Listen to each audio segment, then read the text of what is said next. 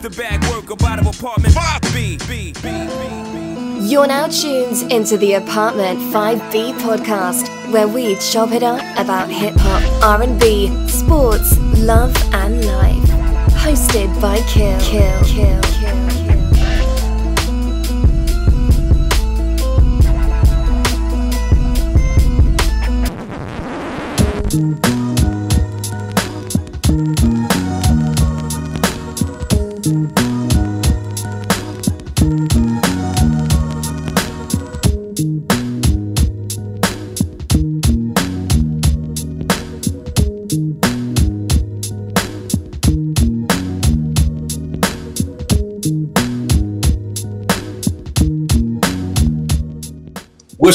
What's good, y'all? Tune in Apartment 5B, hosted by your man Kill. I got my squad up here in effect with me tonight. It's deep in here. I got my man Tone from Enter the Dome. What's good, fam?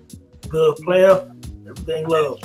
All right, no doubt. DJ Rec out in Houston. What's good, B? It's good, man. It's good. Happy New Year to everybody, man. Yes, sir. Well, I see James Harden out for 2 weeks, so, you know, it's going to be kind of cold out there in Houston for a minute. It's all good. It's all good. Brother Ev, what's going on, good brother? Peace, brother. How are you? Yeah, man, everything is good. Everything is good. Nick out the ATL, what's good? Maintaining. What's good? All right, Veg from BK, what's good? It's popping, man. Happy New Year. You don't have to look happy. It's like Happy New Year, fuck y'all. Ice grill. Look, when you gotta shovel out your driveway because you tried to get out the hood, Right. you're not very happy sometimes. I understand. And Vern out in ATL, bro.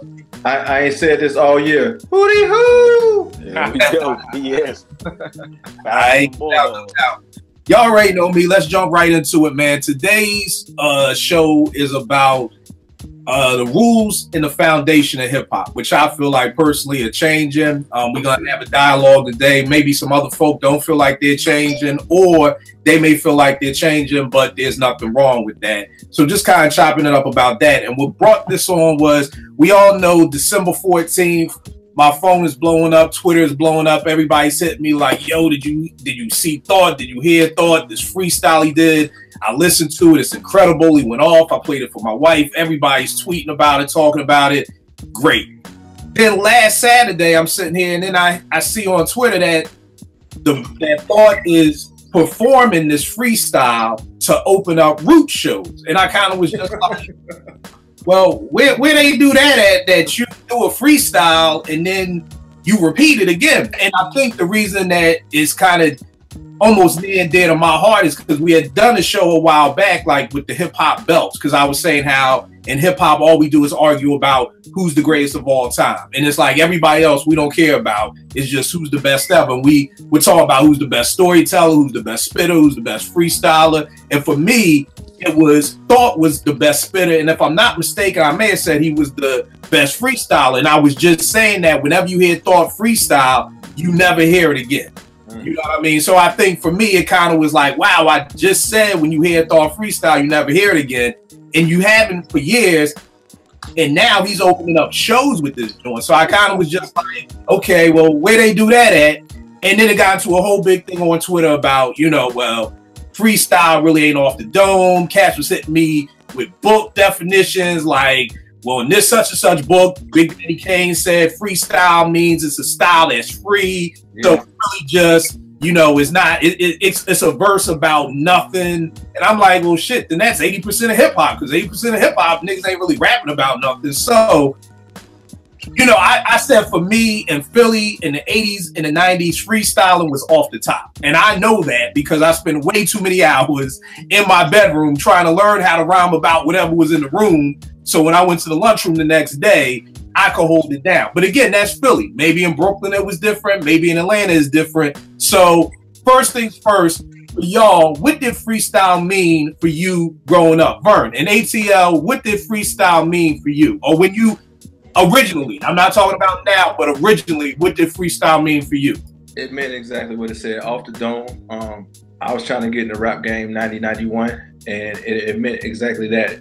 No written. Your boy can't be saying your hooks with you, you know. So yeah, it's just straight, unprepared, unwritten. That was my initial concept of freestyle. All right, no doubt. Veg, you from Brooklyn. Kane said it was the style of free, and I was like, I don't even know what the fuck that means. So talk to me about what was freestyle for you growing up. Same thing, man. It was about off the dome. It was about spontaneous lyrics and flow or whatever. I get what Kane's kind of saying the same thing, if you ask me, because it's no barrier on your rhymes or whatever. You know what I'm saying? It's just you really are just coming up with them off the top of your head, coming up with the rhymes off the top of your head. So that's what I grew up knowing freestyling as is. You know, if you're gonna freestyle, it's you coming up with shit that you didn't write down, that you didn't perform, that you know nobody knew. You know, usually you could tell freestyling by people who you could tell in freestyling that you could see a person thinking, you know what I'm saying, as opposed to when you wrote something and it's confident. Now some cats are really good at freestyling where it's sound written, but you can always tell when it's off the dome, and that's what freestyling was always to me. It meant that you were coming off the dome. You wasn't doing nothing written, pre-recorded, whatever. All right. And it kind of defined what Kane meant more. I got the book, Kill. If you want me to read what he said, I got it right here. You can read it, bro. All right. He said the term freestyle is like a new term because in the 80s when we said we wrote a freestyle rap, that meant that it was a rhyme that you wrote that was free of style, meaning that it's not on a particular subject matter. It's not a story about a woman. It's not a story about poverty. It's basically a rhyme just bragging about yourself. So it's basically free of style. That's really what a freestyle is, off the top of the head. We just call it that off the dome when you don't write it and you say whatever comes to mind. He kind of contradicted himself if you think about it. Right. Because the first thing he said was, "Is you write a rhyme, yeah, you know, it just has no real topic." No real topic, yeah. Right. Nick, what's up? You grew up in the ATL. What was it? What was freestyle like for you? And I think by the time I got around, like really got into rap, high school, like 93, 94, it was more so what Big Daddy Kane said in that book, as far as a rhyme free of style. Kind of like when Chuck D was like, "I don't rhyme for the sake of riddling." I kind of understand what he meant because he always rapped about a topic. Mm-hmm. And like you said, 80% of rap was just whatever. So most of rap is freestyle. Like Das Effects is freestyle rap by that definition that Kane gave. Okay, and that's what you grew up thinking. By the time I got around, yeah. All right, no doubt. Ev, you from the crib, man. You were an MC in these ciphers in the 90s. What was freestyling for you? Freestyling was like pretty much everybody said. It was off the top of the dome. It was actually forbidden to spit a written in freestyle ciphers. So you know, if you went into a cipher, the ciphers alone was freestyle. Like, so if you ciphered up with a bunch of MCs, everybody was spitting off the top of the dome. No one was spitting because you wasn't performing, so you wasn't necessarily spitting anything that you wrote. But I have to commend Kane because this is the thing too. I believe that the definition changes according to region and time frame. So in the 80s in Brooklyn or in New York, it might have been like, yo, you know, because if you think about it, MCs were everyone had a subject matter. So to them, freestyle may have meant like no subject matter, just, you know, whatever just bragging on yourself. But for me in Philly in the 90s, it was, you know, off the top of the dome. You wasn't spitting a written, and it was really on some like you know still sharp and still kind of things. Like the freestyle cipher was meant, especially around the cats that you like spit with like that. The whole purpose of it was for you to get sharper on who you were, sharper as an MC, sharper as a freestyler, you know, the whole nine. So yeah. All right, no doubt. What about you, Rec? You in Jersey and Queens. What was it like for you? I mean, like Ev said, everybody hit it, man. Primarily, it was off the top, and he said it right. If you was gonna spit a written, you best come with a disclaimer like, "Yo, this written." Mm-hmm. You couldn't just spit a written and push it off as a freestyle because it was, like he said, it was forbidden. You had to come off the top on the spot. It was no written rhymes. You wasn't performing that again. You better hope your man had a tape recorder to record it. You memorize the verse if it was hot, because it was off the top. It was right then and there. Whatever you talking about, right then and there. You know, you can't just spit something that's in your back pocket. It's got to be something that you ain't never spit before. Right. All right. What about you, Tone, out in North Carolina? Hey, you see the shirt, the dome, everything off the top, man. But you know, for us, you know, growing up, I was in high school in '89. You know, so it was about having fun. So freestyle, it was basic rhymes, hat, back, cat, whatever you talking with your man, and you ranking on his shoes and his shirt or whatever. So it was more or less, that was kind of a fun and early way of battling a little bit to a degree, but it was really just for fun, man. So, but if someone could do it on a higher level, that would be the cat who we get the most props to. Like, yo, his freestyle sounds so dope, it sounds like keep writing it down. But it was really mostly basic, off the dome, having some fun with some wordplay, nothing major. But I think when it got to like the mid 90s, you start hearing about DJ Clue doing the cannabis freestyle and all that. Well, it wasn't freestyles, but he was saying them on the radio. It sounds good, but it obviously was written rhymes. You know what I'm saying? Last time I heard a high-end freestyle was like KRS-One back then. It was still kind of basic though, but it had flavor. You know what I'm saying? But you can still tell KRS was very basic with his freestyle rhymes. But it's like everybody else, man. Nothing written, off the top of the head, having fun with some words.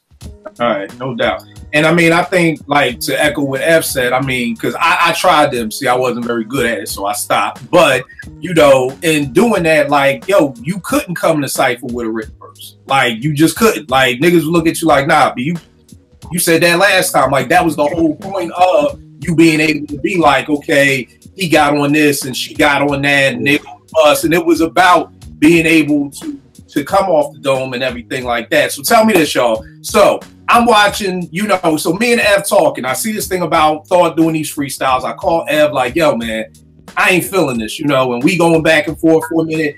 And then I look at the clip, and then somebody said, well, Kill, did Thought ever say it was a freestyle? You know, it seemed like that's just what the internet picked up and ran with. So I found this clip of Thought on the couch with Jimmy the next night or the next couple of days. And Jimmy asked him, yo, was that a freestyle? And Thought said, yeah, that was a freestyle. And Jimmy Fallon is like, man, that's incredible. I can't freestyle for 10 seconds. Give me a word. Orange, okay. And then Jimmy tried to write. So Jimmy Fallon understood what the fuck a freestyle meant, you know. And then Thought said, yep, that was a freestyle. Now, again, there are going to be people out here, maybe some people on the panel, people watching going to be like, damn, Kill, is it that deep? Like, why you like, like, you know, he said it was freestyle. My thing is, because I know Thought, and again, coming back to what I said in the beginning, he just got the belt from me for being like the illest freestyler. Now you're going to sit here. It's almost like we used to say this growing up in the hood, man. Why you lying on your dick, man? You know you ain't. You know you ain't. Like, come on, man. You know you ain't smacked. Like, don't do that. So it's like he could have easily been like, oh, nah, Jimmy, that was a verse I had, you know, just, you know, stashed in the backpack ready to go or whatever. So, and then somebody had sent me this article from Rolling Stone where basically Thought had said, yeah, freestyling used to mean off the top, but now it's evolved. And he even said, yo, if I went on Stretch and Bobbito, I would have just came off the top of the dome. And I don't know if anybody saw the Stretch and Bobbito documentary, but what I love about it is that people would be freestyling. You would see at the bottom of the screen, it would say freestyle.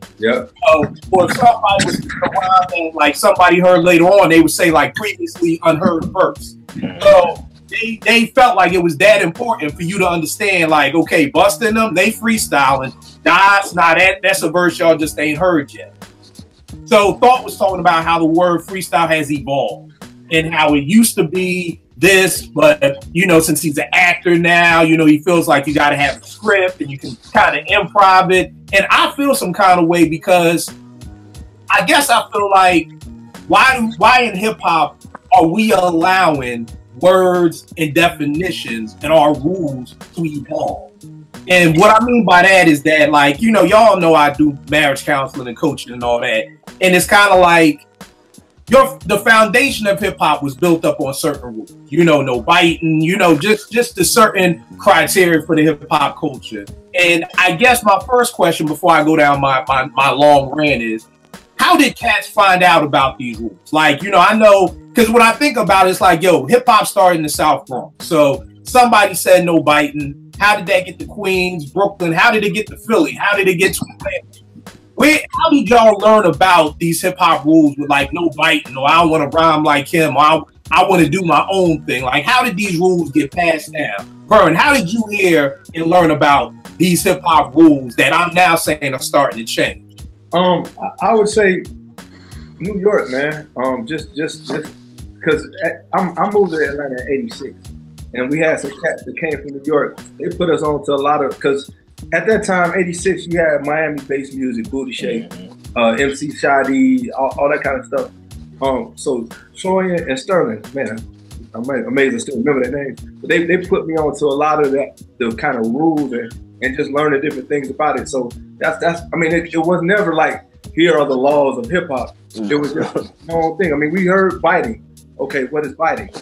That means you taking somebody else's stuff. Okay, we know that's never a good thing, be it hip hop or anything else. So it kind of was passed down, wasn't necessarily etched in stone, but those were things that were understood. All right, what about you, man? Yeah, I agree with Vern. I don't think it wasn't nobody necessarily saying, you know, these are the rules of hip hop. But if I had to take an educated guess, it's regarding rules, that might have just been a crowd thing, a crowd reaction thing. You know what I'm saying? A crowd hearing you spit something again and not feeling you, or a crowd knowing that they heard another MC say what you're saying and booing you, and people feeling like that's off limits. And, you know, maybe because with hip hop, I know we talking about evolution, it's organic. You know what I'm saying? Freestyling is organic. So I think the rules are organic. I think they just became rules because, you know, of how people felt about them, at least at the time. And because it was our art form and we created it, we just started deciding, you know, we ain't want to hear no biting. You know, you had to come with it. And they just kind of became the general rules, you know what I'm saying? And people just passed it on, you know, as they talked to others or talked about events they were at. And, you know what I'm saying? Like, this DJ, you know, is scratching like this DJ, or, you know, they trying to loop like, you know, Grandmaster Flash or whatever, you know what I'm saying? So, or the breakdown or whatever, the get down, whatever. But I don't think there was any like one situation where I felt like there was a whole bunch of rules thrown at me. I just knew them from hearing them in records, like no biting allowed. So, you know, you think to yourself, okay, no biting, you know what I'm saying? That's one rule. And okay, freestyle is off the top of the dome, so I can't call this rhyme a freestyle because I wrote it. So I think a lot of that stuff was organic and we just followed it because we're a part of the culture. Right. But I don't think there was nothing stationary about it, like these are the rules, you know. Right. And I think one of the things you said was important because, like you said, because we follow the culture. And I think what's happening now is that, me and Ev have always said, it's like I feel like the culture's been taken away. There's no grab. I can't tell you last time I heard a DJ scratch on the record. You know, nobody's breaking, so all we have left is rapping. Yep. And I think the hard part is when like, and I tweeted this, whoever sent me the Rolling Stone piece, I tweeted to him like, okay, that's cool. So Thought is saying the definition changed, and I said, well, do this. I said, if Thought can go home and tell his wife that his new definition of commitment has changed, and she's okay with that, then I ain't got no fucking problem with the definition. And you know why I say that is because no other word in the dictionary. The word is the word. You know what I mean? It doesn't. Commitment written 5,000 years ago the same way that it means right now. Now, if you and your wife want to go out and be swingers, that's good. Y'all swingers. We got a word for that. You know what I'm saying? So why? And I'm asking this to anybody. I mean, everybody jump in whenever, but I feel like the rules of hip hop are changing, and it's like with even being authentic.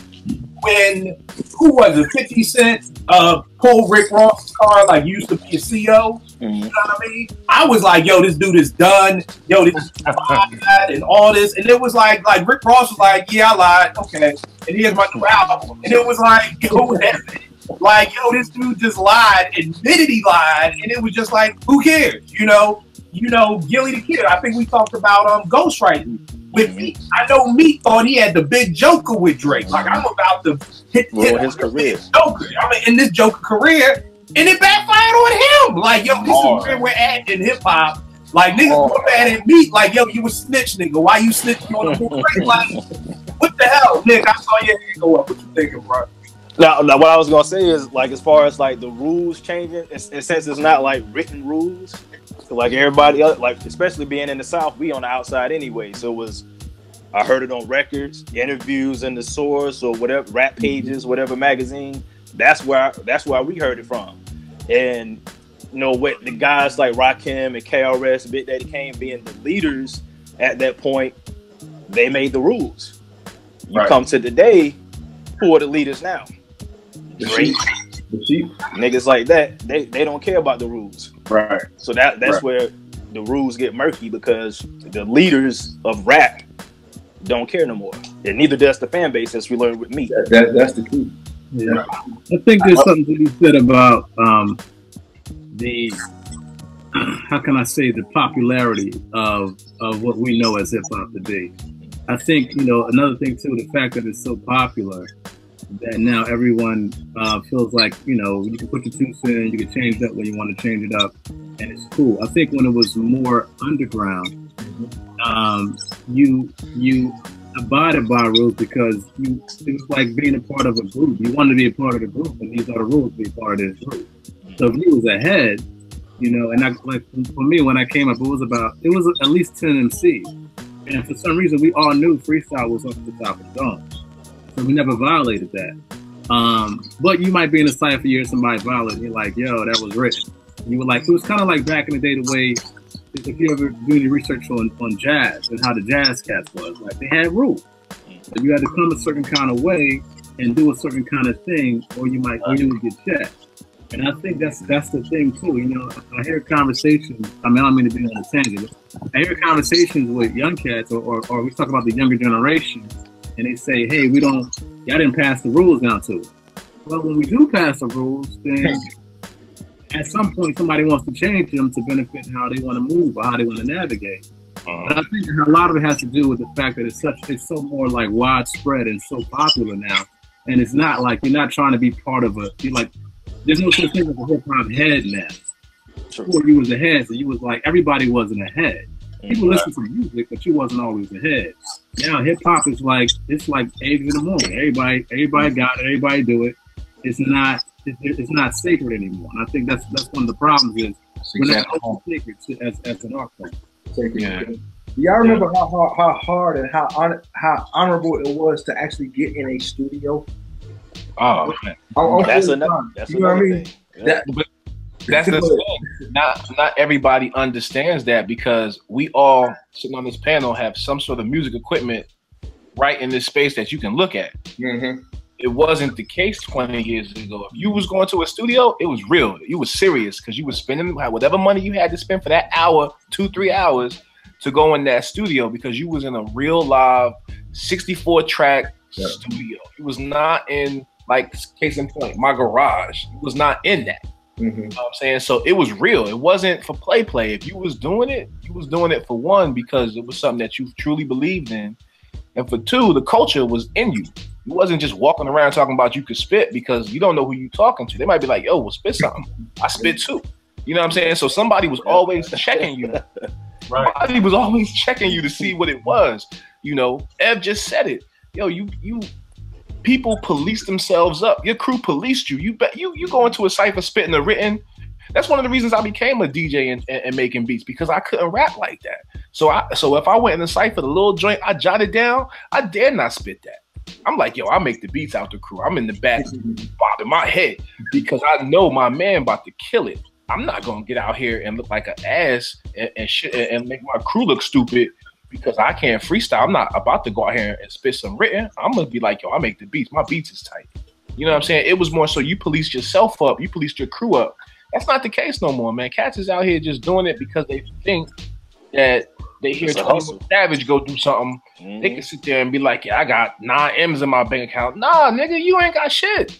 That's not what it is. That's not the culture. The culture, and Ev said it, the culture is lost because of the fact that it is now a business. It was a business back then, but the culture was still alive because we had the OGs like Veg said, telling us, hey, look, you do this, you do that, you do this. You had your uncles, your aunties, whoever telling you, nah, you do this, you do that. It's not like that no more. These young kids don't want to hear that shit. They want to know how can they get the fastest route to get paid. Yeah, it's not about the culture no more. These little the money want to know about how they can get these bullshit ass deals and get this one hot song where they can get paid.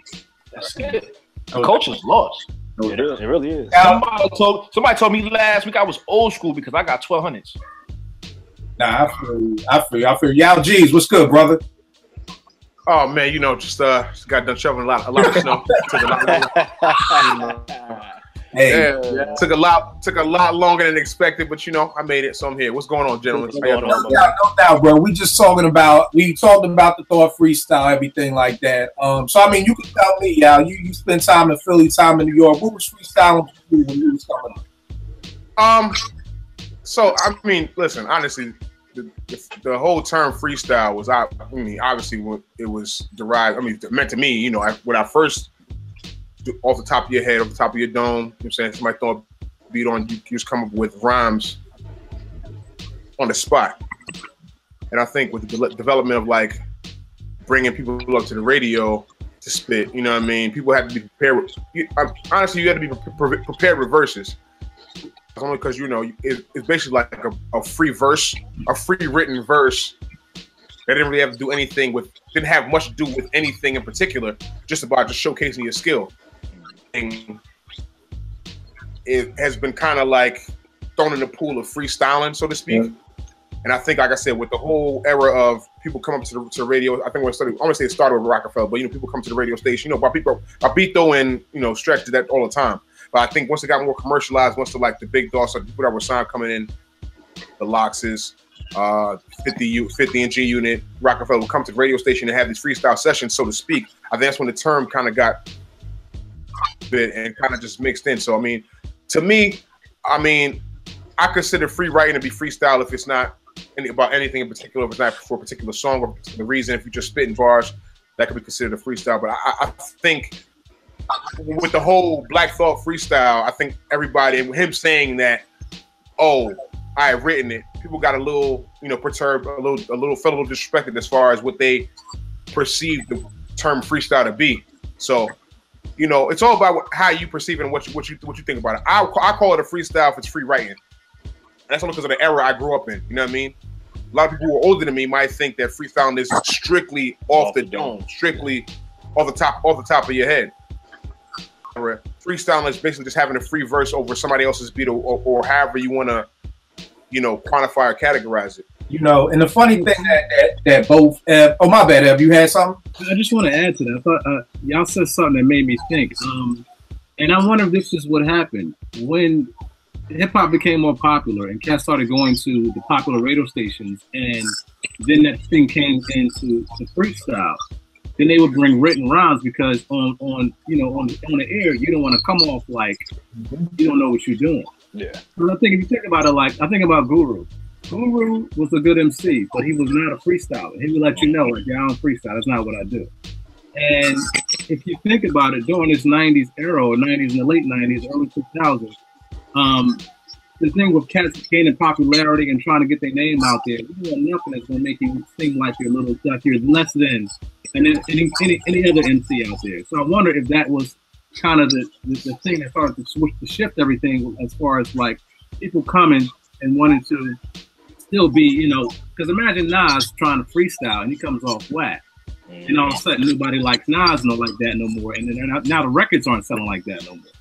So I guess that's my whole point. I wonder if that has something to do with I definitely think that had everything to do with it, because when you come to the radio show, this is your chance, especially if you're unsigned, variety. This is your chance to show the world that you can spit. And if you're really unprepared and you think about going in with a freestyle unwritten verse and it doesn't work out for you, then you'll never see the light of day again. I think back to even before the radio station freestyles. I'll even say the Clue tapes and the mixtapes that we have, like the K-Slaves, the DJ Envies, they're promoting freestyles. Like it was one of the highlights of the tape. Like when you got a Clue tape, the first freestyle you hear will probably be either a Fab or a Joe Budden freestyle, so to speak.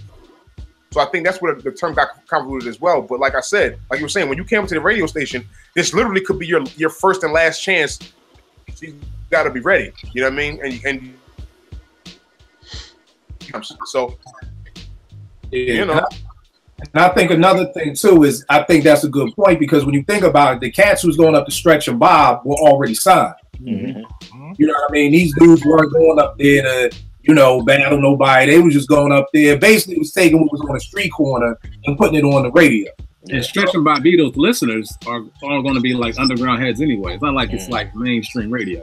Right. It's not Hot 97. And like Yao said, this is your one chance to make it run. Now, that's to me how the word evolved. But I think one of the things that both Rack and we're talking about with the culture is that, again, I feel like those pillars of being authentic, they're gone. Because you can have a Rick Ross who says, I was a CO, no, I wasn't, I was lying, and it's still all good. You got your Gilly who's like, yo, Wayne don't write his rhymes.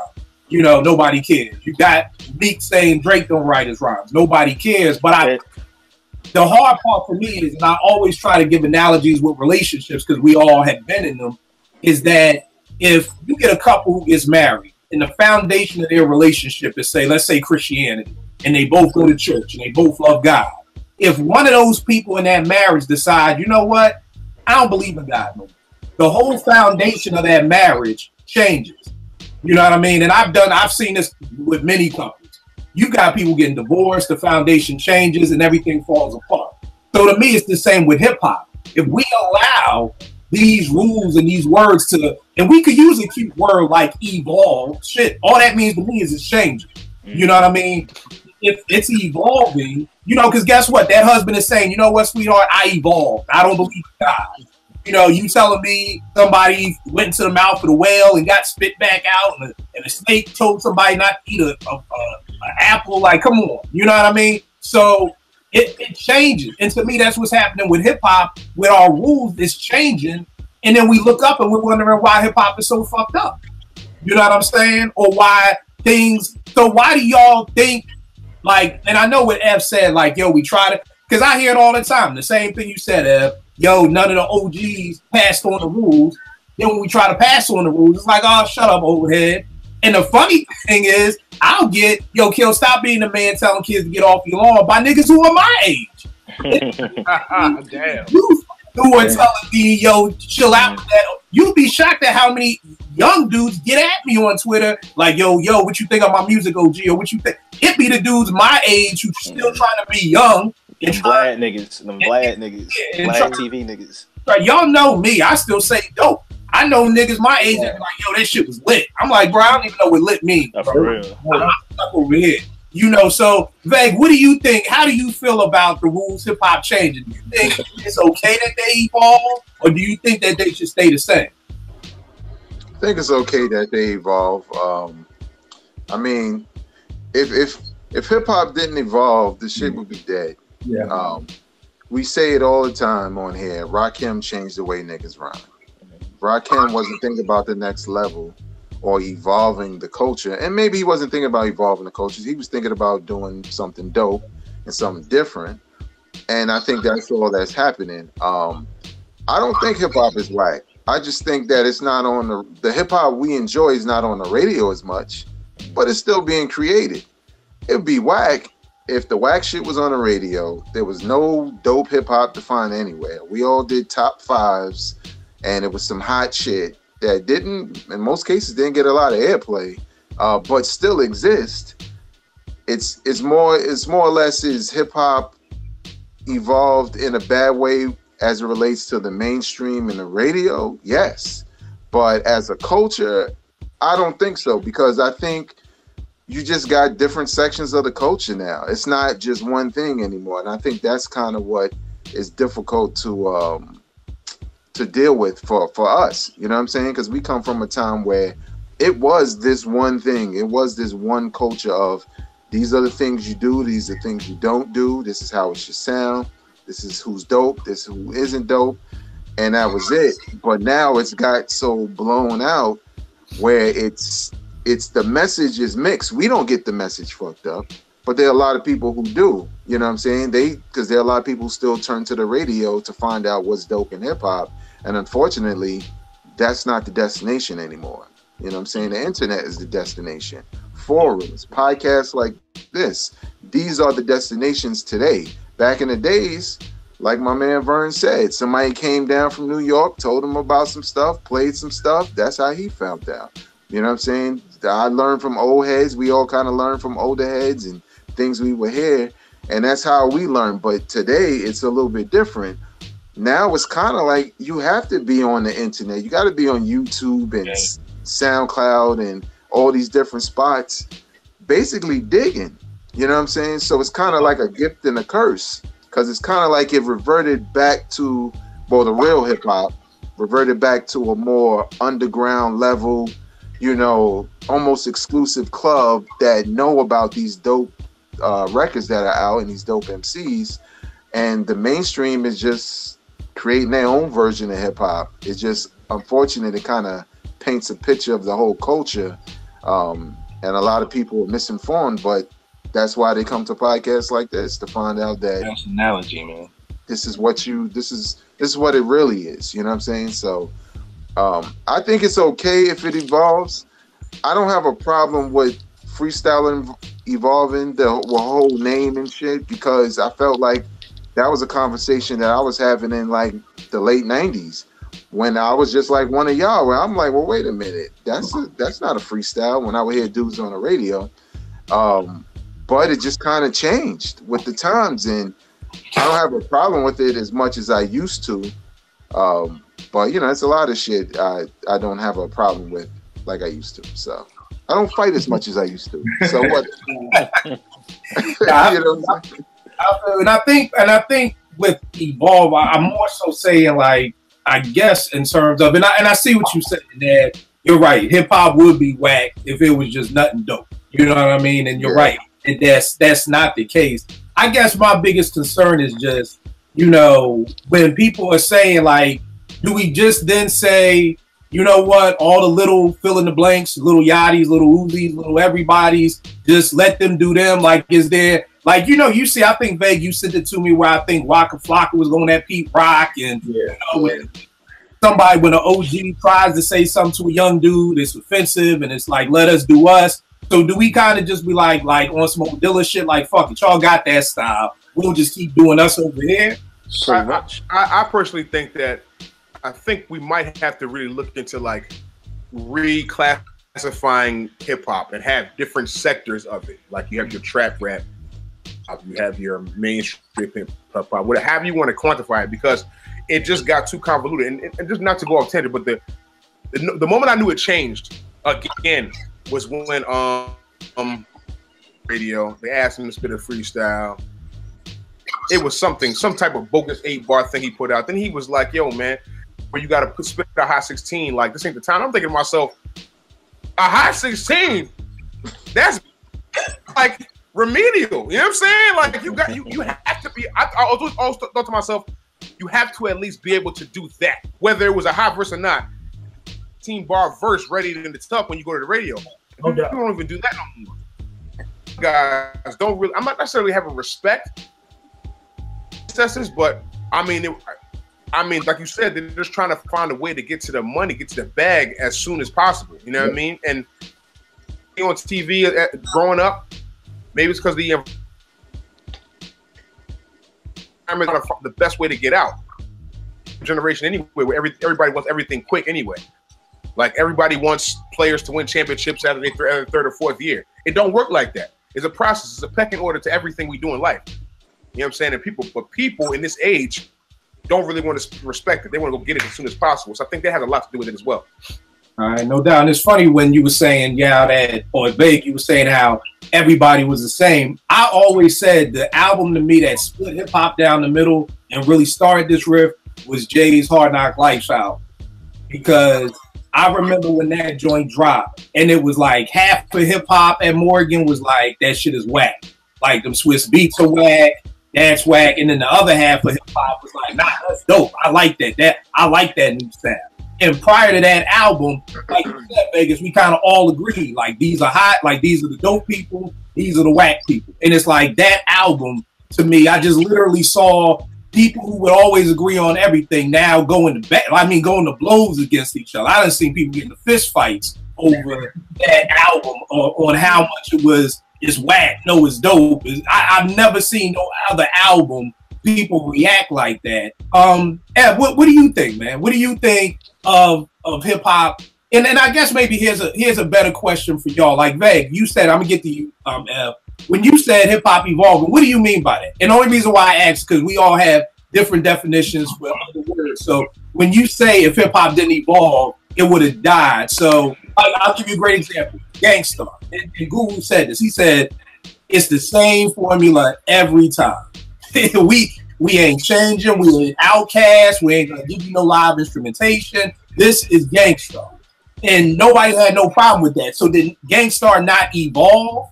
Like, what does evolve mean? Because when I hear that, it's like, would hip hop really be dead if Rakim was still doing Rakim and Gangstar was still doing Gangstar and Pete and CL was still making the same kind of music? Because isn't that what EPMD did? Did EPMD necessarily, in some way, shape, or form, make the same album 5 times? Yeah. Yep. Right, but is that a bad thing? Like, because somebody could say, well, EPMD never evolved because they just kept making the same old album over and over again. Where somebody may say, see, Outkast, they evolved because, you know, one album didn't sound like the next. So is evolve really bad? It ain't bad if you do it well. Yeah, I guess that's the point. If you do it well. Yeah, because like everybody is able to evolve to the point to where it's going to be accepted. You know, everybody's not made to evolve. EPMD, I can't see them with a live instrumentation. Yeah. They come with some funk, I'm fucking with it.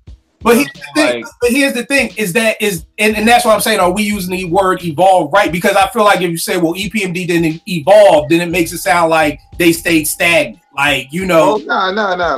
Let me say, when I say that, when I think of evolve, I'm talking about the culture as a whole. I'm not talking about one particular artist or group or even just the sound. You know what I'm saying? Because we know there's certain people, we just like them to do the same thing they do. Like, I don't want Rick Ross to do anything else but what he already does. Right. Because that's what he's good at. You know what I'm saying? But lyrically, nobody's saying yes, y'all, and motherfucker, and you don't stop and keep the party going and all that. Nobody's saying that shit because lyrically it got more technical. Production got more technical. Yeah. It evolved. So that's what I mean. Like, the techniques evolved. The sound can be the same, but maybe it's the way you do it. I think that's the thing I like about Jay Dilla. When you just listen to his beats, you know, not knowing anything about how he created them, you know, they sound, you could easily think he made it just like Premier made it. Right. He chopped it up the same way. But then when you learn all these different things, it's like, nah, Jay Dilla is doing something far beyond what DJ Premier is doing. You know what I'm saying? And that's evolution. Right. You know what I'm saying? But Premier had to lay that foundation by making a fucking beat out of static. You know what I'm saying? Like, who was doing that before Premier? So that's what I mean by evolution. Is just, there was Rakim and then there was Nas. You know what I'm saying? And we know that Nas is I won't say a better MC, but he's definitely an extension of Rakim as far as taking Rakim's style and the way he approached lyrics to the next level. And that's what I mean by evolve with hip hop. But these niggas on the radio are regressing. So, now tell me this, do y'all feel like there's anybody, what you said, Veg, that Nas learned from Rakim and then he evolved? Like, do y'all feel like there are any MCs? Because we did the show, you put me on to the dude, God, what's his name? Nick Grant, right, exactly. Like, you got these cats. Do you feel like they're the extension of Nas? Like, do you feel like not the radio artists, but like the artists that we all listen to, do you feel like can you see, or do you feel like they're the extension of Jay or an extension of, you know, of a Nas? What do you think, Tone? Well, I don't know too many of them, and I try to dig as much as I can. But someone like Saha the Prince, for example, it takes me back to the lyrical MCs, you know, Big Puns, the Big L's, the, you know, some of the 90s guys or whatever. So Sci-Hi is one of the ones that takes me back to that, because I like lyrics. I want to hear what you're talking about. Take me to another place, man. Let some escapism. True MCs, they help me escape. You know what I'm saying? So kids like Sci-Hi, there's a few, but he comes to mind first. All right. What about you, bro? What about you, bro? You got any MCs who you feel like, I guess, are they like, are the MCs now that we like, the Nick Grants, the Sci-His, the Kendricks? Because I feel like we only have, not to say like, I don't want to belittle it, like we only got, like how we did the show. What MCs post 2000 are you feeling not named Kendrick, Cole? Yeah. Great. Like, I feel like those are always the go-tos. You know what I mean? Like, are there other MCs that are pulling from the people from the past to make the music that much better? Outside of what you named, I know, right? It's tough. I mean, you look at a Elzhi, you look at a Guilty Simpson, you look at a Rock, rest in peace. I mean, no, because you guys said it earlier. These guys are not looking for that. They're looking for the bag. So they're rooted in what is hot and how quickly can I get my check. Hold on for a second, right? Not, and maybe y'all school me. I don't know. I thought when we were talking about MCs that were trying to get the bag, I thought we were talking about the radio cats. I didn't know we were talking about even the underground cats. Like, you know. Okay, so those that are trying to get the bag is what you want my answer from. Nah, even the underground cats. Do you feel like there's some? Okay. Yes. Because I will give Elzhi credit, because anytime you say that you are going to recreate arguably the best album in hip hop and you do a fucking stand up job to the point to where you don't even think about Illmatic, yes, I will give Elzhi that credit. Yes. I will give Skyzoo that credit. These guys are meticulous when it comes to their verses, their beats. They think the whole process out, and they don't think about the check. They know the check is going to come. It may not come from the radio or the mainstream parts, but they are very calculated in how they put their music out, their brand. Like they believe in that.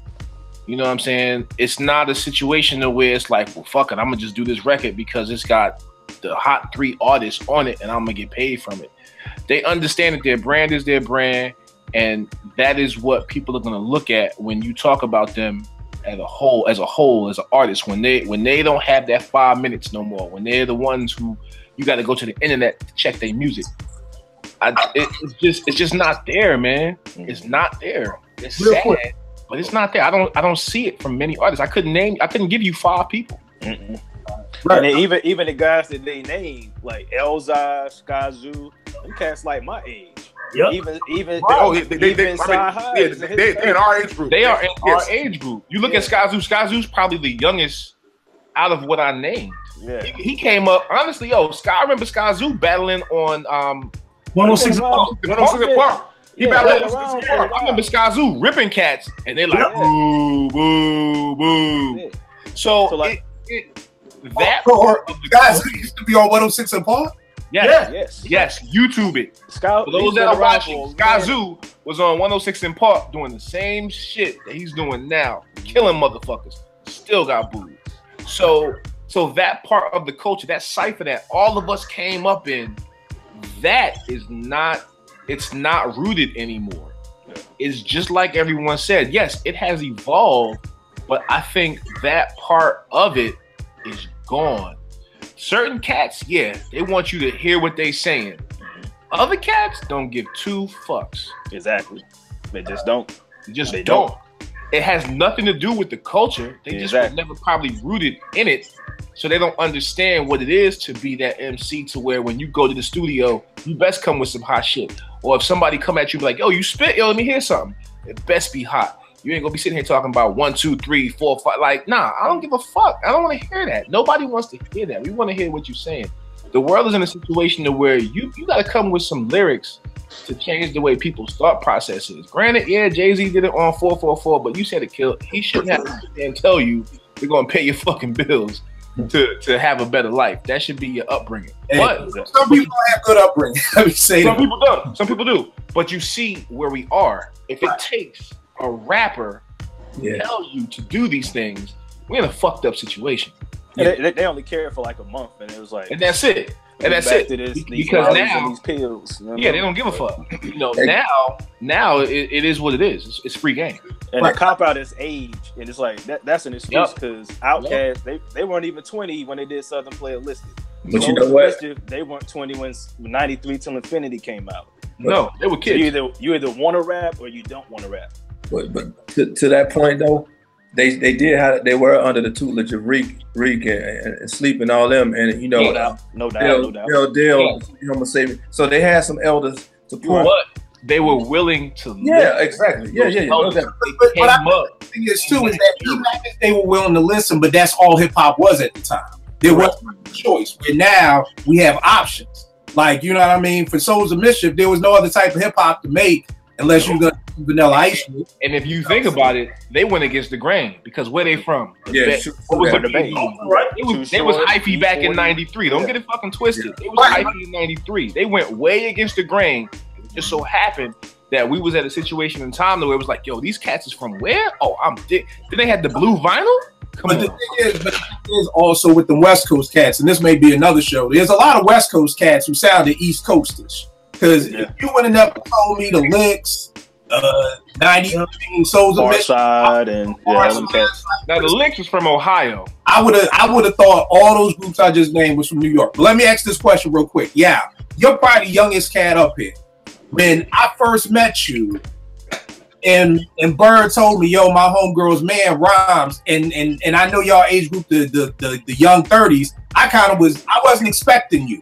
I was expecting some old bullshit. So tell me this: you being younger, why do you rhyme the way you rhyme? Because when you talk, or when we talk about, me and you can talk for hours about hip hop, and I really don't find too many people under 35. Like, I almost got a thing on Twitter now. If you under 35, I ain't even talking to you. Don't even oh my Lord.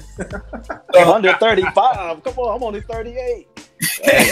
Hey, you can only go back so far. Here's the funny thing, man. A year in hip hop means a lot. It means a lot. Like, you know, me being a senior in high school is totally different than somebody in 8th grade. You're right. I'm 40. Now that we old, it's like, oh, I'm 43 dating a 39-year-old. It don't sound bad, but back then he came up with different types of music. With that 4 or 5 year age gap, we was watching 2 different cartoons. You don't know nothing about talking about some of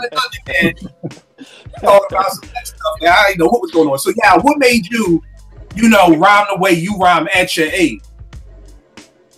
Man, I guess it's just the influence. Like, it's what I grew up listening to. It's what I grew up around. And I just felt like there was always a standard of what I had to do in order to get my friends to respect my rhyme. You know what I mean? Because we all listen to the same music, and we all consider ourselves to be pretty, knowledgeable in hip hop. At least when I was younger. It was kind of the cool thing to kind of know what was coming out, know what was hot, know what wasn't. So I knew if my rhyme wasn't like not necessarily comparable to the guys I was listening to, but it wasn't listenable to the guys that I was with, as far as we had the same influence and the same listening ear, then I wouldn't do it. And I would just had that. I still to this day write rhymes for my friends' approval. You know what I'm saying? I still like, yo, I still think about those times when I was in college, and it's like, yo, my man Bell and my man Jay be like, yeah, I don't like that. You know what I'm saying? I always think about that. That's what keeps me driven, to make sure that, like, I'm still keeping my pen game correct. I'm still like better myself with rhymes. You know what I mean? People don't. I mean, I still feel like I can get better, and I'm 36 years old. I feel like I still have another level to get to, and not necessarily to get a deal or to try to be profitable for it, but I just feel like there's another level I can get to as far as my skill and wanting to improve it. And I just always had that instilled in me from when I was very young. Like you walk into my uncle's room, it's pictures of KRS and Run DMC, and there's a certain standard of rhyme you had to be held to. There was Nas was on the wall, then Big was on the wall. Like, this is when I was young, 9, 10, 11 years old. So it was always that, like, yo, rhyme from my uncle or have my uncle hear my rhyme, be like, man, what is he doing? You know what I'm saying? Like I needed the respect, and that's still what I do it for to this day. Like I was talking to a guy at work, and it was like people who make their craft don't make it for fans; they make it for their contemporaries, for people who respect their craft.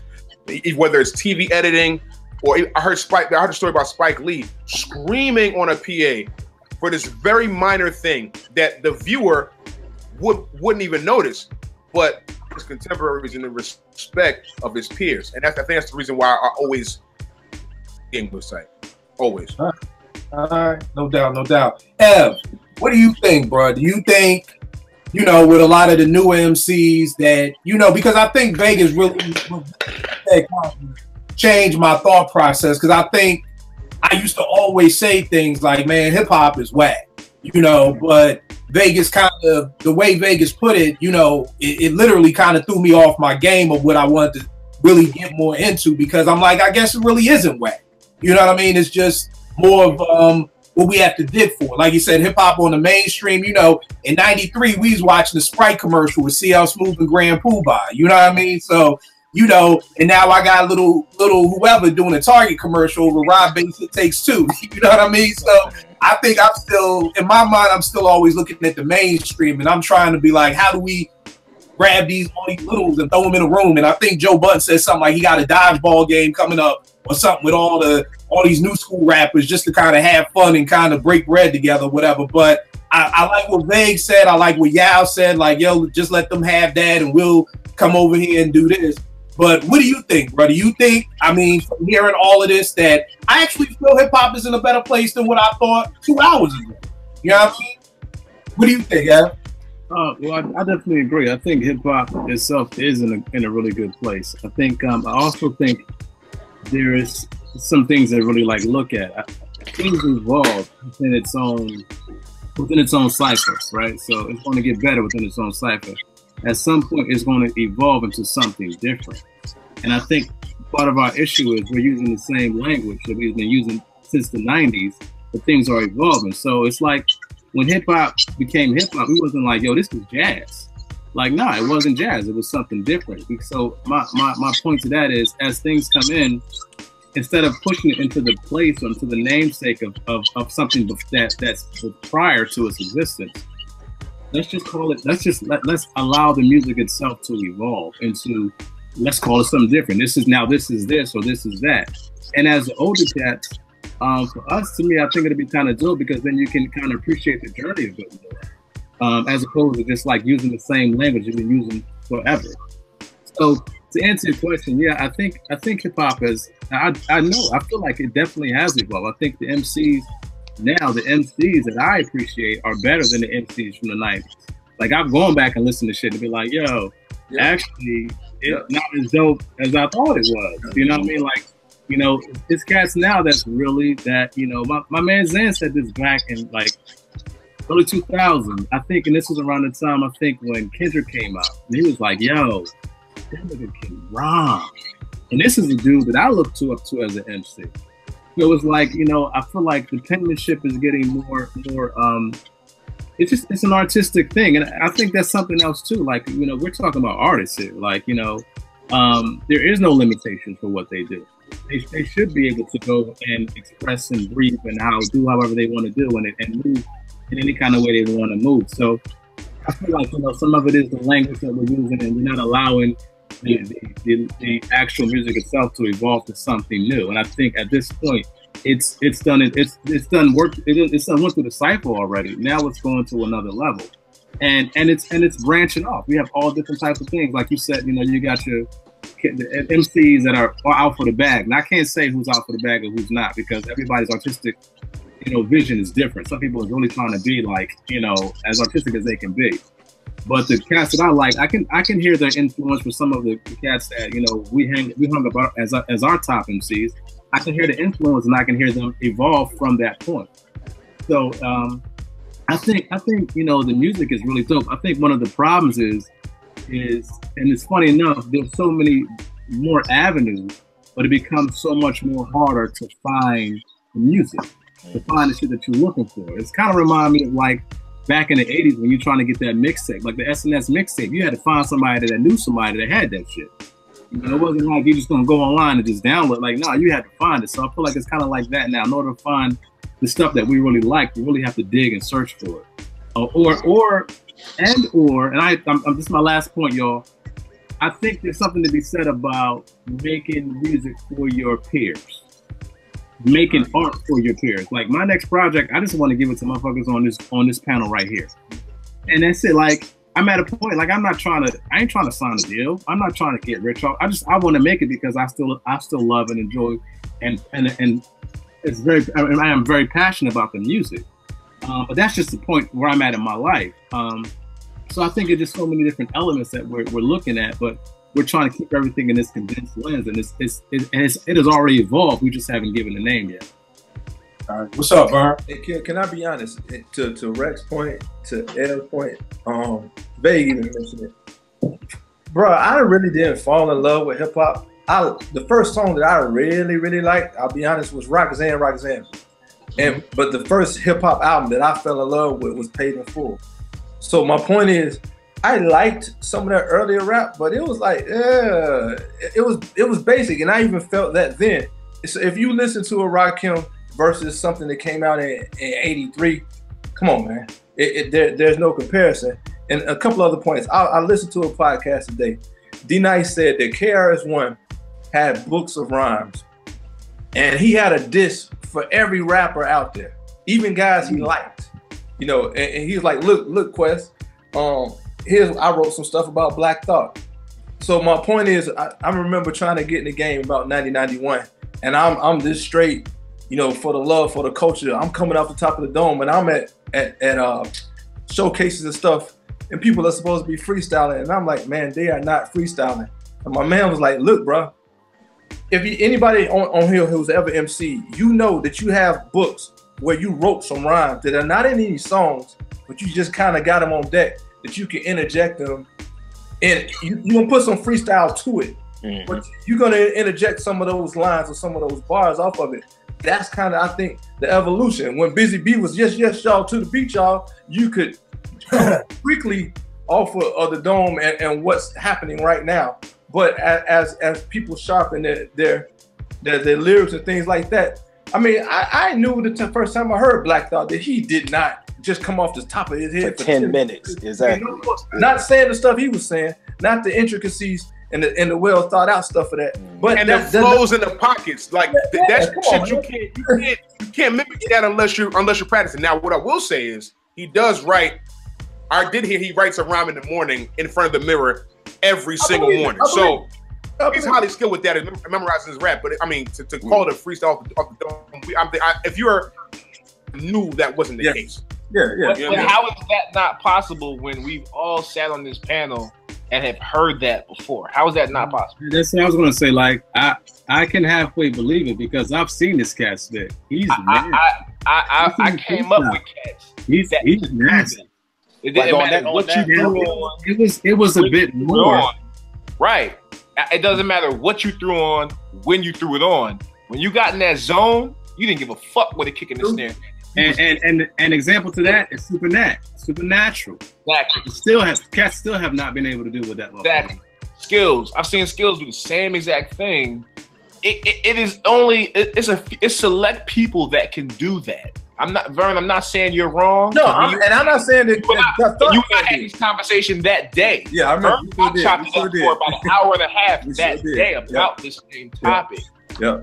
It is not that people can't do it. It is just that it's so select that when it is done, you don't believe it because you've probably never heard it before or seen it. I also think that freestyle, you know, as far as that off the top, has kind of regressed because people don't do it. So people I agree.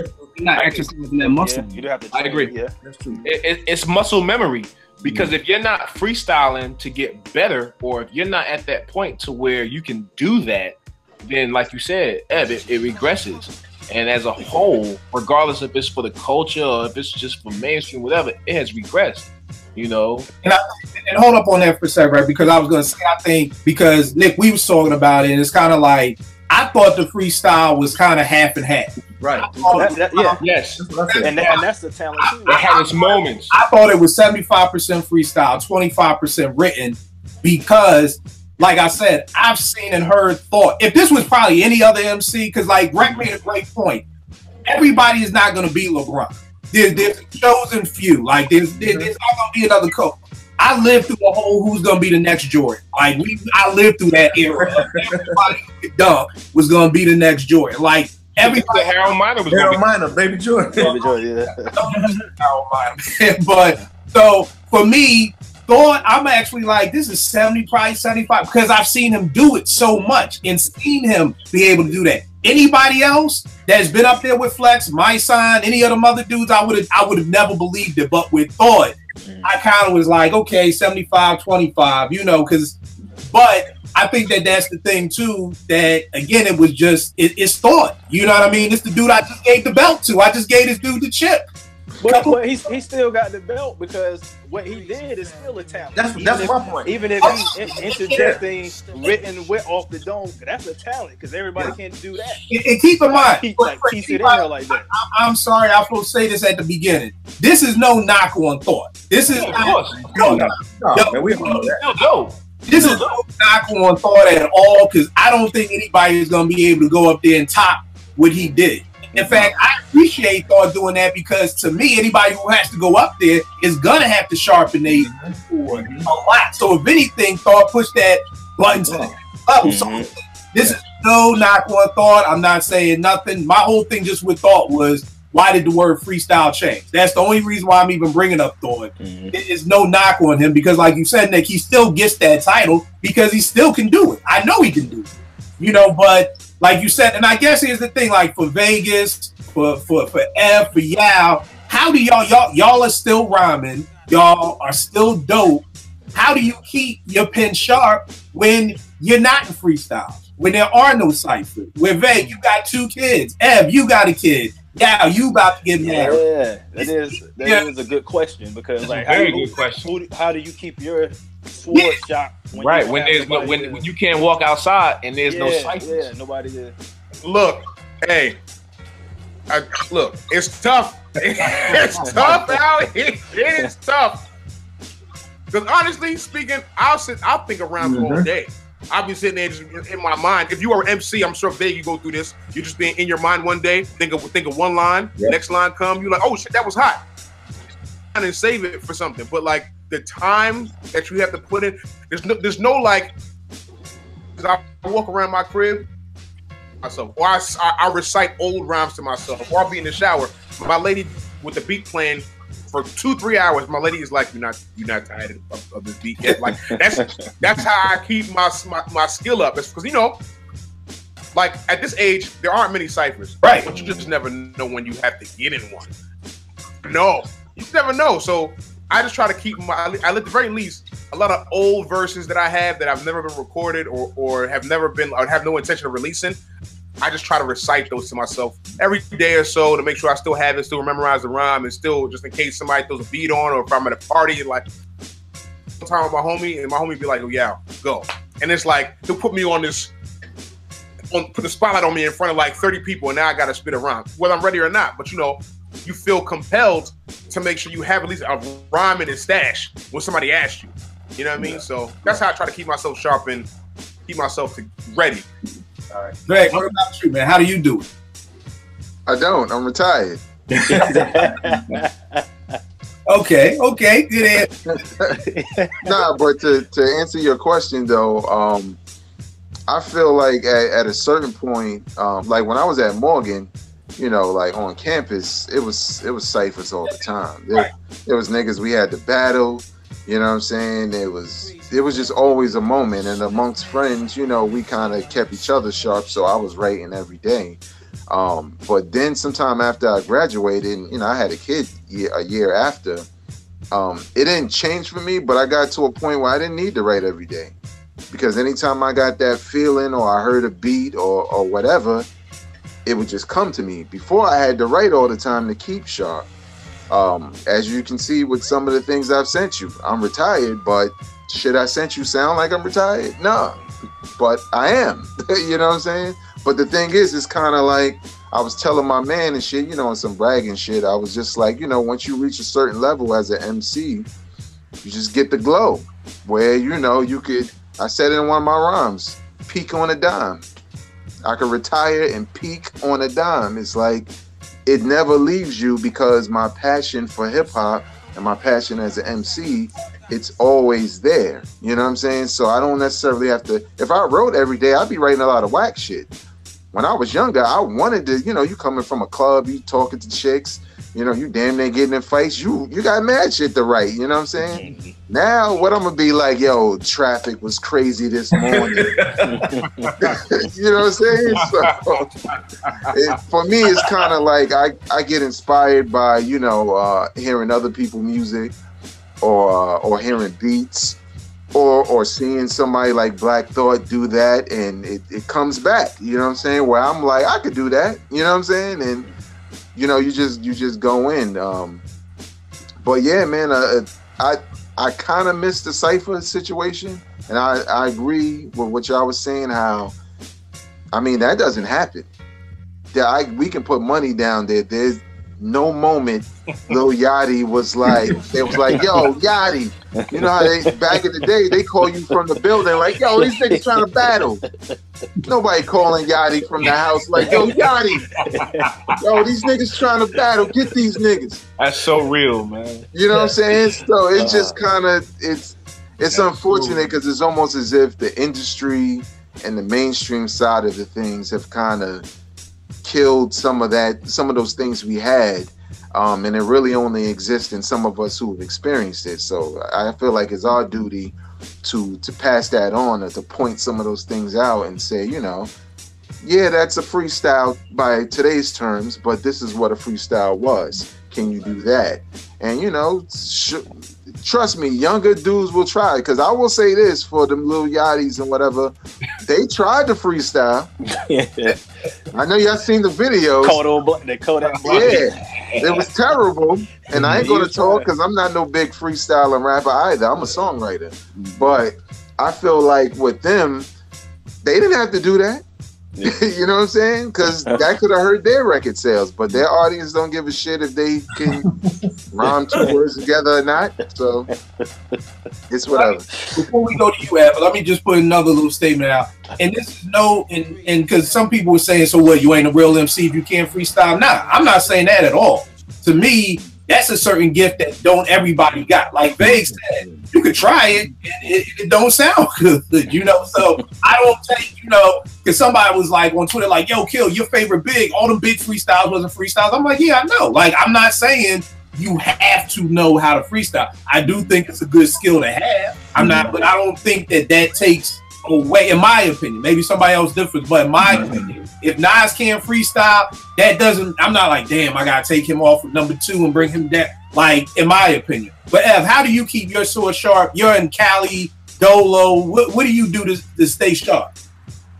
Well, I mean, to be very honest with you, I don't know if I'm still sharp. I ask myself those questions every day. I think that alone keeps me like striving to be better than I was last year, 2 years ago. I mean, as far as technique, you know, I'll freestyle in the car by myself all day, but it's not for the freestyle muscle memory. It's more for breath control.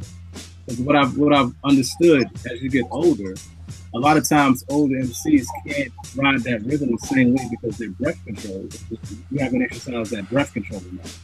So I do shit like that, like a technique is for breath control. And for me, the writing part, I kind of agree with Vague. You know, I don't write every day, but it's always been for me, I have to live it first before I can write it. And when you live in it, and when you're this age, it's like, okay, so I'm 41, right? And what am I going to talk to? What am I actually going to write about? And who am I talking to? That's another reason why I'm like, well, I'm going to be talking to my peers, because number one, I'm not going to come out here talking about how much money I got or if I am in the street. It's going to be more about just like my life experiences. You know, that's why I got to salute cats like the dude from Foreign Exchange when he did the joint about his divorce. Yeah, Fanatic. Yeah. So for me, you got to live it, and you know, so when I do write rhymes, and I still do write, I write them and I put them to the side, and I write them and I put them aside, and I write. And I think that's my process for putting together. I don't put together an album every year or every 2 years. That shit takes a minute. Like, I tell you, he'll send me this not the rhythm hidden beat, like what, 5 years ago now, more than that. Golly. I got a 16 for it, but I never did. I never did a whole song for the joint. But it's certain things that I do technique-wise, just because as an MC, it's a personal thing. It's not even for like to introduce anybody, be like, yo, I'm this or I'm that. For me, it's like I want to stay as dope as I feel like I've always been. But I wake up in the morning, like I have to ask myself those questions, like, are you really dope? You know, can you really ride that shit like that? And if you can do it, let me see you do it. Because for me, that's what made me good. Is because I had to look myself in the mirror every day. So if I gotta look myself in the mirror, then I gotta come correct. And that's what happened. But you know, as far as like spitting stuff down, it's coming, but it's definitely not as fast as it was. But at the same point in time, I think there's something to say about the creative mind. My mind is split between writing rhymes, writing composition pieces, like straight writing music, writing sound scores, you know.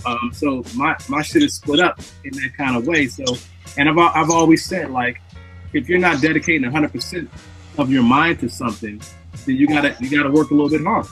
You gotta work a little bit harder, because if you got split it up like that, you gotta work a little bit harder. That's why, to me, it's always hard to find that producer MC that's just dope on both levels, because your mind is split. Creatively, your mind is trying to do two different things. But to make a long story short, man, that's how I do it. I just, you know, for me, it's a lot of living it. It's a lot of thinking about it. It's a lot of like working on the technique, the breath control. It's a lot of understanding the rhythm and understanding what you're writing and how you want to fall in the pocket. I think for me, the technique is what keeps me up on my game. But as far as I'm dope, I mean, you only as dope as your last project. I don't know if I'm dope till I put this next shit out and somebody says, yo, this shit is dope. Hey, Kill, you may or may not know this, but I'm like Vague. I've been retired for longer than him. But the good thing about any creative mind, I teach a men's class at church, and also my wife and I, we facilitate, one of the facilitators of a marriage class. And I've gotten compliments on, man, you know, the analogies that you come up with, or you know, the things that you bring in. That's hip hop, bro. That's me, you know, writing rhymes or freestyling and my own merit or whatever, and observing what I see in a movie or whatever. Just the same way somebody would take something from a movie and put it in a rhyme, I put that when I'm teaching. And when I'm sitting there and somebody's talking about their marriage or whatever, I'll think of a lyric or something, and then it'll come. That's that hip hop, that stuff just drops in your head. So it never goes away. I think as we evolve, you know, we just apply it to something else. I'm in sales. I've been in sales for 20 years. Being able to adapt to your environment or adapt to one person that's different from another person, that's hip hop. You know, be able to quickly think on your feet. To think on your feet quick. That's hip hop. So it never goes away. Right. No. All good points, man. I appreciate Vag because I feel better, man. I came into this episode like, yo, hip hop sucks, man. And Ray done messed up the whole night, man. I beats tonight, man. Yeah, I had a whole list of things I wanted to complain about. And I really can't. I don't even know where to go, man. But I will say this, man. I just hope that there's some way that we can kind of reach the masses, because the great thing about us is that, you know, I always say hip hop raised me. You know what I mean? Like everything, like what Vern would just say, everything I do is hip hop. The way I wear my hat, the way I walk, like everything I do is hip hop. And it's sad because the kids that I'm rocking with, they're not listening to the people we listen to. You know, they're listening to all these littles. And I seen something on Twitter the other day, like, yo, somebody was asking, like, yo, are these drug companies paying these rappers to talk about popping pills and popping mollies? And, you know, because why not? We got these kids ODing out here. We got kids out here that's straight addicted on drugs at 14, 15 years old because the weekend and everybody is, you know, when we was coming up, it was weed. When I got to Morgan, I ain't never even think about weed before I heard the crime and what and all that, you know. But these kids is now going to college popping pills and syrup and all this stuff, and you know, so not that we gonna brainstorm it now, but I still, you know, you all are the people who I respect, and so just think about some ideas and ways, because you know, my kids, you know, if Jace was up here tonight, he comes out and volunteers with my kids. Man, these kids are lost, man. These kids are lost. You know, and it's good for us to be able to say, well, we got the good hip hop. I'm just kind of upset that we can't say the next generation has that good hip hop. Because when I try to play it for them, anybody knows you get Mr. Kill Car, you're gonna listen to some old shit. That's just that's just part of getting a ride. You can catch the bus, or you can listen to some old shit. It's always up to you, you know. But you know, just like brainstorming some ideas, because these kids, I don't know where I would be if I didn't have hip hop. You know what I mean? Same here. I know if Chuck D wasn't saying, you know, fight the power and don't be a drug dealer, I know I would have sold drugs. There ain't even no blemish in my mind if I wouldn't have. So I can't imagine growing up without hip hop, and these kids are having to grow up without our hip hop. And I feel like I'm curious because I feel like To Pimp a Butterfly is a great album for a kid. That's what I was gonna say. Kendrick, Sci-Hi, J. Cole, those are the cats like you can play for. Some of them are out there. They may not be like as catchy as some of the other stuff that's out there. Right. I just say stuff. But you know, I feel like there is some things. That's why I'm like, hip hop is still doing its thing, because there's some actually still some good artists out there.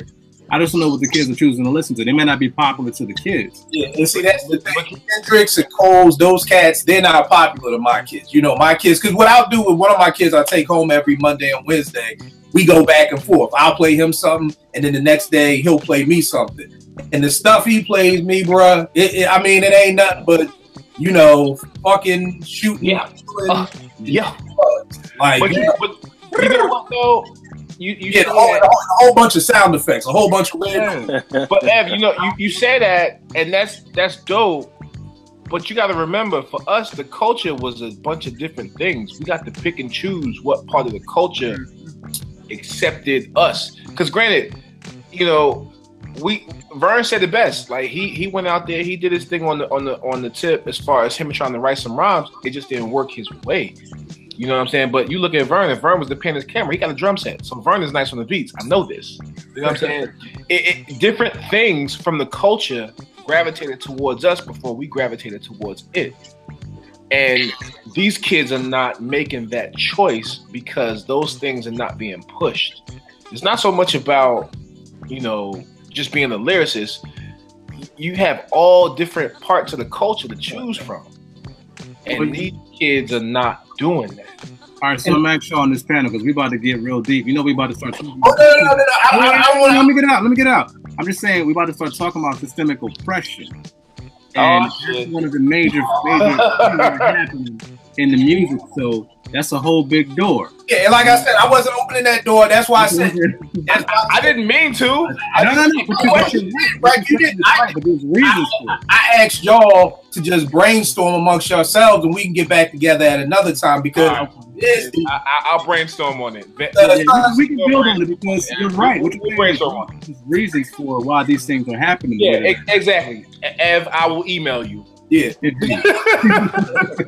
I will email you. I think it's with the corporate side, because I've heard before where I forgot what the rapper was, but it was like we want more 50 Cent, less Mos Def. So when you got those kind of people in the corporate office, they can control what they want to push out there and the images that they want out there. Right. And look at this. Where the Houston cats at? I mean, I'm here, but I ain't here. I'm not in the fifth ward. I'm bringing that up to say Scarface been saying this for a long time. He been talking about this shit for a long time. No doubt. But that's the thing. The culture here is what? Lean. What's in your cup? Double cup. They're not. That's because that's what's being pushed to the mainstream. So right. But I think, and it's funny. I think with the death of Pimp C and UGK as a whole, I think they had a lot to do with it, man. Because those cats really talked about the good side and the bad side. They didn't leave one out. You know what I'm saying?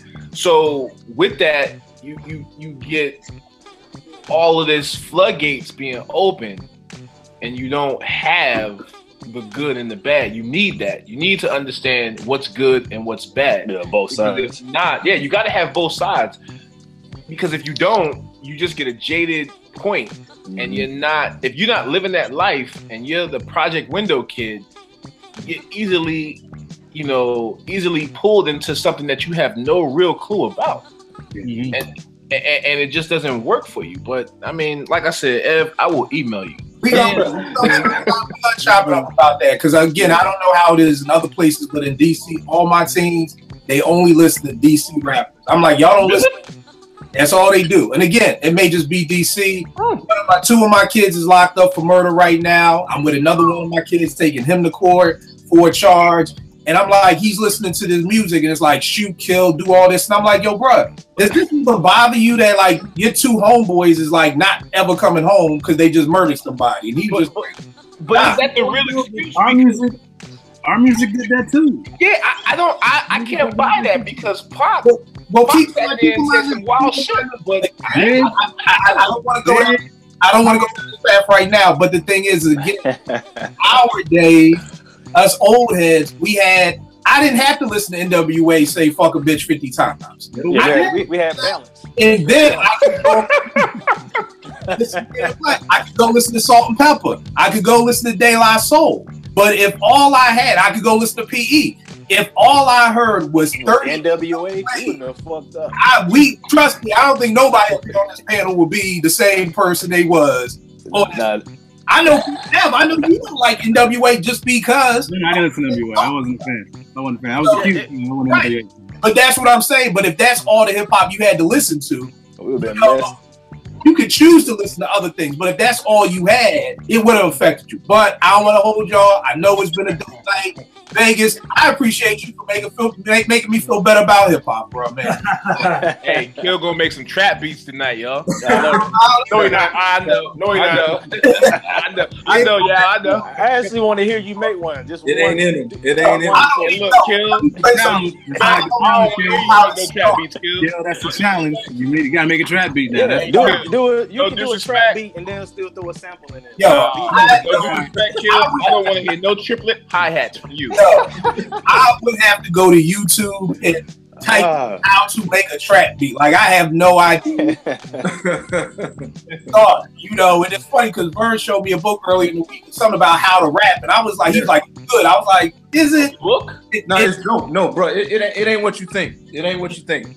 And the reason why I said that was because I'm sitting here like, I came up in an era where you just had to learn to use shit on your own. Like, you didn't know, nobody taught you how to rap, nobody taught you how to use the MP, nobody taught you how to DJ. There was no Scratch Academy where you could go pay $450 and get your DJ, come out with a DJ degree and all of that. You know? 450 went to a turntable and a mixer.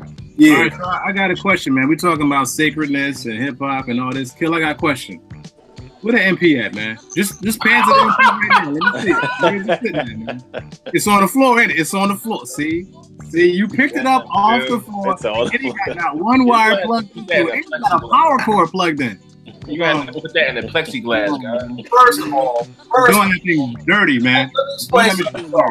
If y'all look at this MP, this thing looks brand new. Why does it look brand new, Kill? Why? I was on this thing for at least a good 9 years before I got the machine. So I just take good care of my equipment. It's a good piece. Picked it up off the floor, Kill. I saw you pick it up off the floor. Put it on the wall. Well, don't be like me and sell it. I sold mine. Now I'm fucking with you. All right, no, that's all good. Yao G's, thank you for sitting in with us, man. I appreciate it. Tell me about everything you got going on, man. All right, working on music still. Probably gonna drop some singles throughout the new year, next couple of months. Got joints with a couple people on this panel. What else I got going on? I got some other things going on with the whole poetry thing with a couple of these networks. We got that going on. Yeah. I'm just trying to make honestly, I'm getting married in a couple months, so that's another thing. All right. Congrats, brother. You know what I mean? Shout out to my lady, Habel. Hey.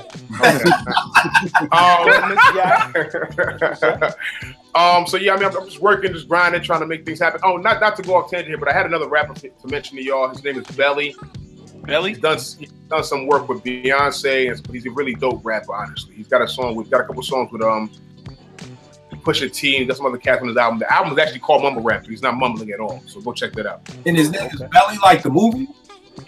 Like the movie, yeah. All right. Where dude from? Toronto. Okay. You know what? That's the old school in me. I'm always like, where you from? Like, you know. I ask the same question. I ask the same question every single time I hear a new rapper. Just because you just gotta identify, yo, where you coming from? You gotta know. Yeah. You gotta know. Yeah. I mean, the beautiful thing about hip hop now, I love, because there was a time if you wasn't from New York, you wasn't getting no run, you wasn't getting no pub, no nothing. So I do love the fact that, the most anticipated rapper ever is from New Orleans, you know what I mean, with Jay Electronica, but I love the fact that people coming from everywhere. When you told me Nick Grant was from South Carolina, I ain't gonna hold you. That kind of held me back, a little couple of weeks from listening to him, because I'm like, it's South Carolina, I don't know. But dope though. Yeah, dope though. Dude's a problem, man. I'm eating my words, but that's what's up. That's what's up. Give them all the Bandcamp, SoundCloud, all that good stuff. Yeah, music on SoundCloud. Yeah, music.bandcamp.com. It's Yeah Music on IG. Yeah Music on Twitter. For those who been I've been way more active on Twitter as of late. Shout out to my man Kill.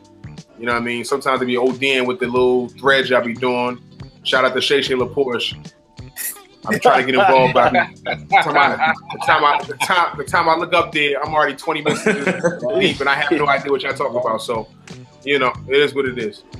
And the other thing too, man, because a lot of times I tell people that it's funny, because I tell people about you, and then I'll always be like the ESPN thing that you used to do, and then so many more people know you from that. You know what I mean? So definitely, where can they see that at? That was on YouTube, right? It's on YouTube. Just search Yao. It's actually probably the first thing that comes up. If you put Yao G's, it's probably the first thing that comes up. It's got a lot of views on it. I did a couple football, NFL poetry pieces for them. I had some basketball pieces I did as well for Bleacher Report, as well as TNT for last year. Hopefully, got some more things coming this year with a couple of those networks, and we're trying to keep progressing and keep moving forward. Hey, Yao, what's that Twitter again? Yeah Music, YAW Music. Yo, real quick, man, you did something for Bleacher Report about the Jelly Crew or somebody? Oh yeah, so I forgot. I've been working so many different jobs, but I actually did 2 voiceovers for Bleacher Report. I did one called one for God Sham God. I did a piece on him, about a 10-minute feature on God Sham God. So check that one out for the OGs who know about God Sham God. I also did another one about Jelly Fam. Jelly Fam is it's like a New York. I don't know what to call it. It's almost like a New York hoop group. Yeah, New York, kids in New York and New Jersey, Connecticut, upstate New York kids. A couple kids that got together and developed this hoop group that has all of a sudden become kind of like nationwide and has gained a lot of notoriety. Like everywhere they go, their games are packed. Kids play in high school, and a lot of them are signed at different colleges. So I did a voiceover piece of Bleacher Report for that piece. Gained a lot of steam. I think I want to say after the first couple of days, it's probably up to 2 million views. So.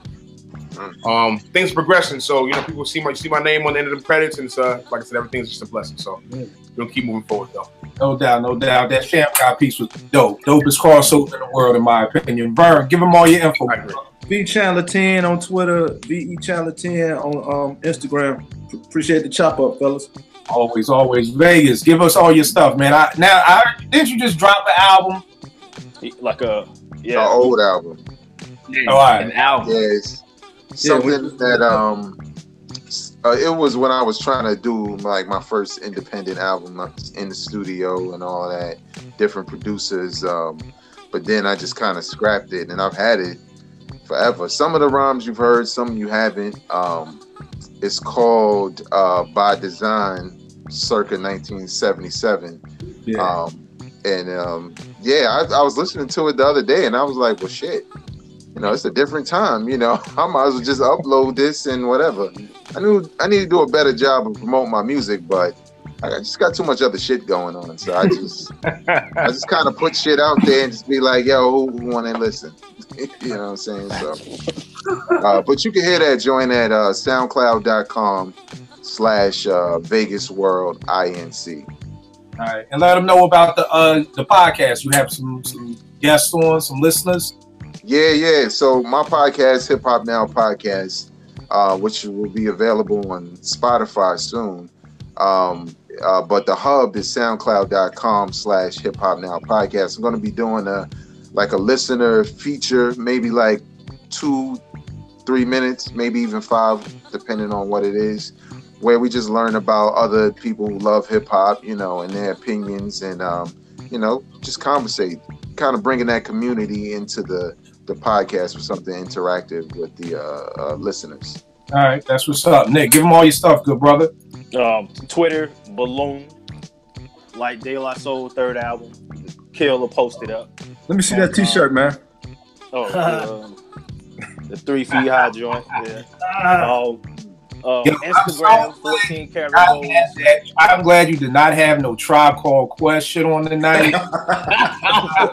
What's wrong with Tribe Called Quest, man? I am a Tribe Called Quest fan. Oh, easy. I love Tribe Called Quest. So look, I hate that last album. I hate it. I think it's trash.